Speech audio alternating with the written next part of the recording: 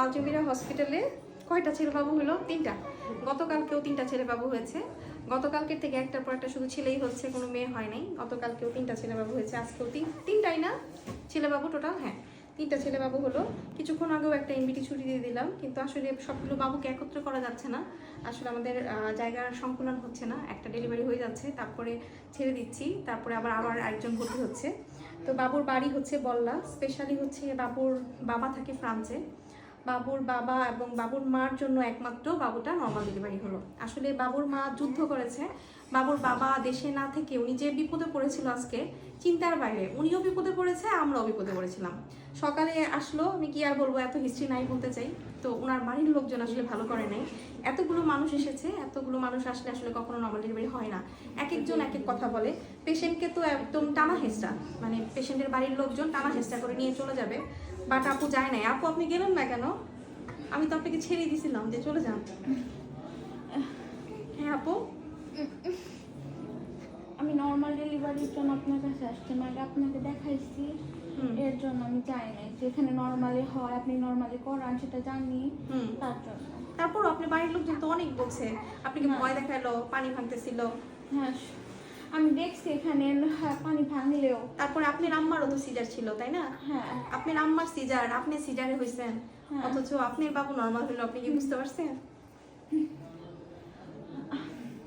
যাই হোক আপু, আপনার জন্য আর আপনার হাজবেন্ডের জন্য আর ওই যে আরেকজন যে মুরব্বী আছে, ছেলে মানুষ, উনি আপনার কি হয়?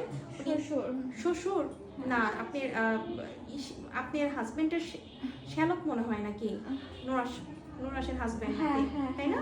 উনিও খুব ভালো, ওনার সাথে লাস্টে কথা বলছি, সেই মারফত আপনার হাজবেন্ডের সাথে কথা বলছি। যাই হোক, আপনি বারবার বলতেছি, দয়া করে আপনারা যারা নর্মাল ডেলিভারি করতে চান একের অধিক মহিলা নিয়ে আসবেন না। একের অধিক মহিলা নিয়ে আসলে নেক্সট টাইম থেকে আমরা চিন্তা করেছি জাস্ট সার্ভিস বন্ধ, মানে একজন মহিলার বেশি আসবে, সার্ভিস বন্ধ, সার্ভিস দেওয়া হবে না। কারণ এটা আসলে কোনোভাবে সম্ভব না।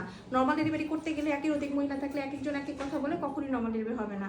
আর বাবু কিন্তু অনেক বড় হয়েছে মাশাআল্লাহ, 3.5 কেজি ওজন ছেলে বাবু, খুবই ভালো এবং খুবই অ্যাক্টিভ। বাবুর মানে বাবুরও তো নাক পেঁচানো ছিল এবং হ্যান্ড প্রেজেন্টেশন ছিল।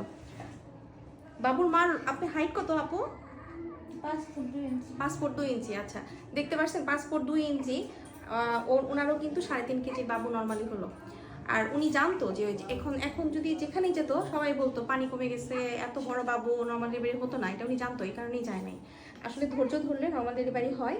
আর বাড়ির লোকজনের বিরুদ্ধে গিয়ে এইভাবে নর্মাল ডেলিভারি হয়, এটা আমরা আসলে আবার দেখলাম। এরকম বারবার দেখেছি, তবে আজকে একদম ডিরেক্ট পেশেন্ট হাজব্যান্ড ছাড়া একা একা যুদ্ধ করলো, এটা দেখলাম।